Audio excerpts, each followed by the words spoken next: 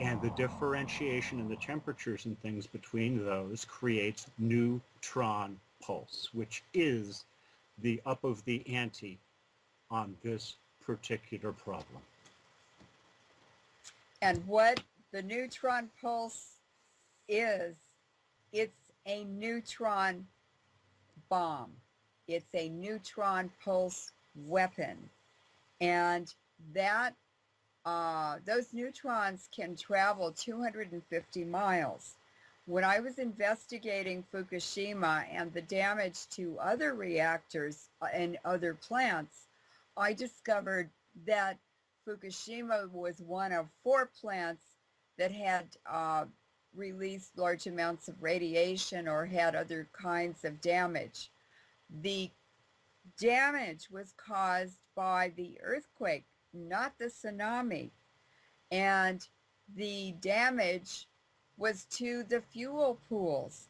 The reason that the reactors melted and the fuel pools where the spent fuel was stored, those caught on fire, releasing huge volumes of radioactive smoke with those 2,000 radionuclides that I was talking about.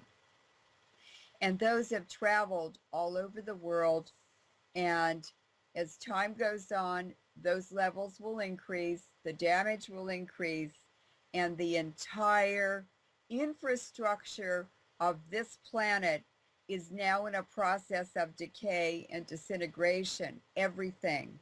And that includes the biosphere, all living things as well. It's the dance of entropy. It's universal. Entropy is the universe. So we are in an accelerated state of our entire world disintegrating, and the effects are very, very, very serious, and they will be more and more apparent as time goes on. Bridges collapsing, buildings falling down. It's very serious, and the reason we're doing this interview is to inform people and warn people and educate people so that they can do their own research, they can take measures they need to take. Flying is something people need to consider very carefully before they get into an airplane now. And there are crew members and pilots who are dropping dead like flies. So that's also an issue. I think we all recommend that people not fly unless they absolutely have to. Tonight at 10. In preparation for takeoff, please fasten your seatbelts, relax, and enjoy the flight. Planning to fly this summer? Prepare for a bumpy ride. Everything just flew out of everybody's hands. The plane dropped, I don't know, 20 feet or something. I've never felt so helpless in my life. The captain has turned on the seatbelt sign. Please take We reveal the reasons why flights will be bumpier and the cause for turbulent skies. Tonight at 10 on KCAL 9 News. Perhaps now's the time for just the beginnings of some of the historical context on all of this. You have to understand that this isn't happening because of some series of just incredible coincidences, accidents, oversights. You have to understand that this is actually orchestrated. It's part of a program that's a bit older than most of the people who are watching this right now. If you want to take a look back to its more immediate roots, then you're going to take a look back to the 20th century, most of it. And what you're going to take a look at is eugenics, and you're going to take a look at some lectures that were done. And these were done over in London. These are done to the Royal Society, or the Royal Society Of London. Of London. Bertrand Russell, ladies and gentlemen, is who you'll want to look up. And what you're looking for are his lectures. They were published in 1954. And The Impact of Science on Society. That's the one. What a lovely volume. We do have it posted on the website. You will want to take a look at this, because what it is it is the outline that explains how all of these incredible events are sewn together and what it is that their intended outcome is for it. Now, the law of unintended consequences comes in, and it's just going to hammer these people because they really haven't thought this through. They're kind of, even for long-term thinkers, and they are very long-term thinkers, they're a little short-sighted. There are certain things about the spirit and about mankind that they kind of overlooked, and their misunderstanding of what the human genome actually is just staggering. And so they have a program of eugenics and all of these things up to and including these neutron pulse machines with fuses of various lengths, which are presently running. These are your nuclear power stations throughout the world. And there are countries that are still considered to be developing. It's a cycle of boom and bust. And right now the boom is happening in China. And the guarded boom, the enlightened boom, is happening over in Russia, and we'll see whether or not they're able to protect themselves. But as far as the overview to why these events are happening, why planes are being compromised, why Fukushima is just the tip of an iceberg that is much, much more dangerous, and yet is in the process of creating an entropic environment such that you have to come out of the gate. I mean, at birth, you have to start defending yourself from this. And your mother had better be defending you from it while you're being created. What they're trying to do is they're trying to do away with any kind of free-range procreation. They're trying to bring it inside of their laboratories. And at the rate that they're going, they may succeed, though I doubt it. We'll see. But we can get back to the actual immediate impacts now. It was just a question of putting some of this in context. So I think what we wanted to talk about were the indicators that were correlates to these studies, and these indicators are occurring in glass. Now, unlike metal, which is a crystal, the underlying fundamental structural difference is glass is not. Glass is a liquid, and Loren can tell you all about this. Yes, glass does not have a crystalline structure.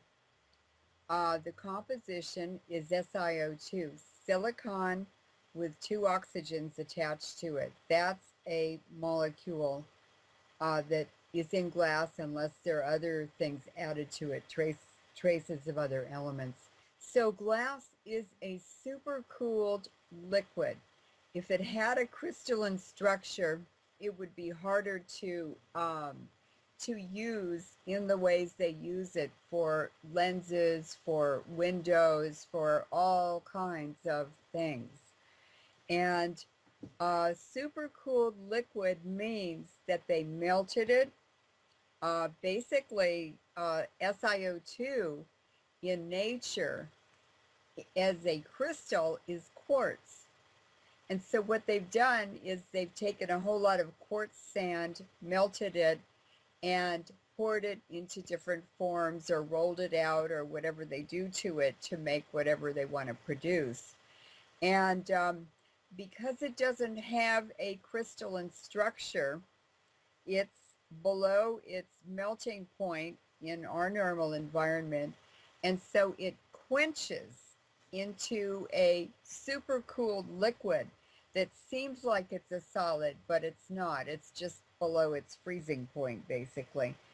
And it's used in treating as a technology to store nuclear waste. And so they will melt it, silicon dioxide, they will liquefy it, add the radioactive nuclides, the nuclear waste to it, mix it all up, and then they pour it in big drums.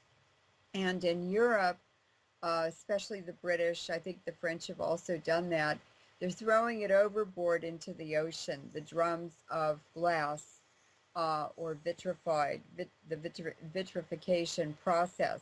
But over time, it decomposes from the energy released by the radioactive materials from the nucleus.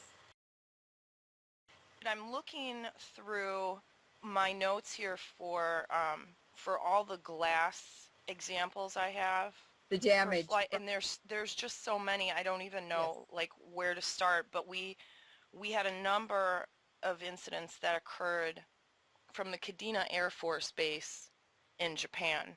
That's right. This is right in the beginning when we started collecting articles and news stories about problems with airplanes.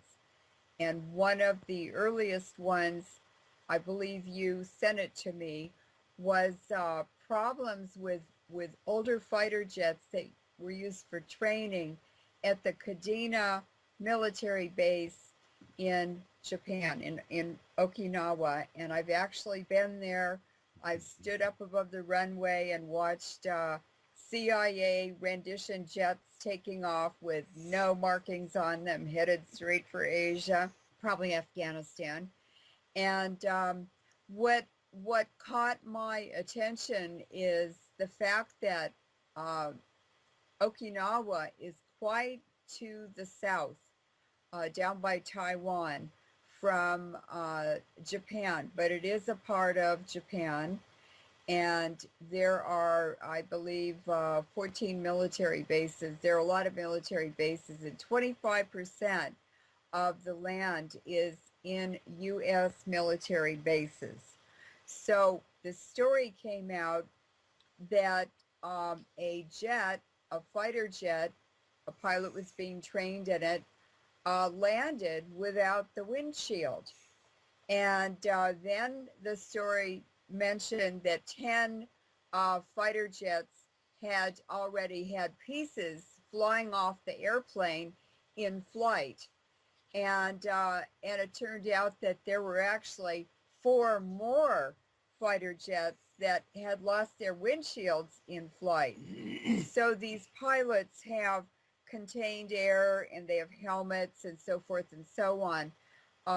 They had to land their jets without any windshields on them, and it's actually the frame, which is made out of thin metal, that the glass is held or attached to the cockpit with, and that's where the problem was, and that's the Wigner effect.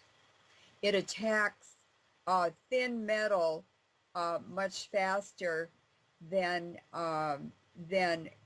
thicker metal or stronger parts. And so where the fuselage is, where you have thin metal, where the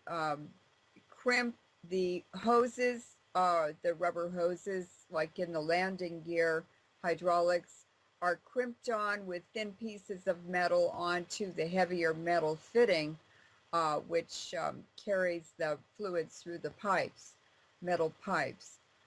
It's those places that are very susceptible to Wigner damage, and that's why there's so many problems with landing gear. At the same time that happened in Kadena, there was a fighter jet reported in Russia that could not get the front landing gear down in time to land, but he did have rear landing gear which was down, so he had to land on the rear landing gear and sort of fly down the runway on those rear wheels until the speed of the plane lowered to a point where the airlift did not hold the plane up anymore, and so it skidded down the rest of the runway on the belly.